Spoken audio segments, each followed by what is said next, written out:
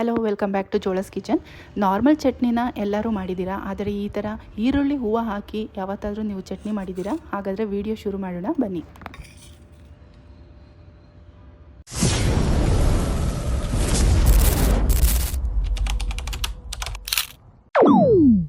ಈ ಚಟ್ನಿ ಮಾಡೋದಕ್ಕೆ ನಾನು ಕೆಲವೊಂದು ಇಂಗ್ರೀಡಿಯೆಂಟ್ಸ್ನ ಫ್ರೈ ಮಾಡ್ಕೋಬೇಕು. ಒಂದು ತವಾದಲ್ಲಿ 3 ಟೇಬಲ್ ಸ್ಪೂನ್ ಆಗುವಷ್ಟು ಕಡಲೆಬೇಳೆ, ಇಲ್ಲಿ ಕೊತ್ತಂಬರಿ ಸೊಪ್ಪನ್ನ ಕಡ್ಡಿ ಹಾಕೊಳ್ತಿದ್ದೀನಿ. ಹಾಗೆ ಇದಕ್ಕೆ ಒಂದು ಸ್ವಲ್ಪ ಹುಣಸೆ ಹಣ್ಣು, ಒಂದು 3ರಿಂದ 4 ಹಸಿರುಮೆಣಸಿನ್ಕಾಯಿ, ಒಂದು ಸ್ವಲ್ಪ ಶುಂಠಿ, ಕರಿಬೇವಿನ ಸೊಪ್ಪು, ಬೆಳ್ಳುಳ್ಳಿ, ಅರ್ಧ ಹೋಳು ತೆಂಗಿನಕಾಯಿ, ಒಂದು 3ರಿಂದ 4 ಈರುಳ್ಳಿ ಹೂವು ಹಾಕೊಳ್ತಿದ್ದೀನಿ.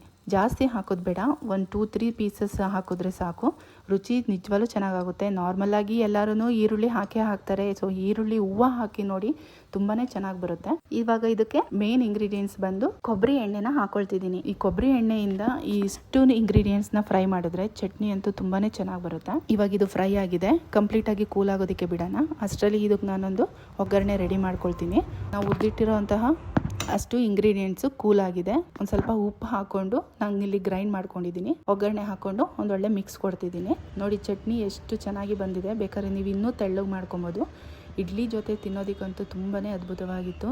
ನೋಡಿದ್ರಲ್ಲ ಫ್ರೆಂಡ್, ಇವತ್ತಿನ different spring onion coconut chutney ಹೇಗಿತ್ತು ಅಂತ. ಈ ವಿಡಿಯೋ ನಿಮ್ಗೆ ಇಷ್ಟ ಆಗಿದ್ರೆ ವಿಡಿಯೋನ ಲೈಕ್ ಮಾಡಿ, ಶೇರ್ ಮಾಡಿ. ಹಾಗೆ ಯಾರೆಲ್ಲ ಹೊಸಬ್ರು ನಮ್ಮ ಚಾನಲ್ನ ನೋಡ್ತಿದ್ದೀರೋ ಪ್ಲೀಸ್ ಸಬ್ಸ್ಕ್ರೈಬ್ ಮಾಡಿ. ನೆಕ್ಸ್ಟ್ ವಿಡಿಯೋದಲ್ಲಿ ಮತ್ತಷ್ಟು ಡಿಫ್ರೆಂಟ್ ರೆಸಿಪಿಯೊಂದಿಗೆ ನಾನು ನಿಮಗೆ ಸಿಗ್ತೀನಿ. ಅಂಟಿಲ್ ದೆನ್ ಟೇಕ್ ಕೇರ್, ಬಾಯ್.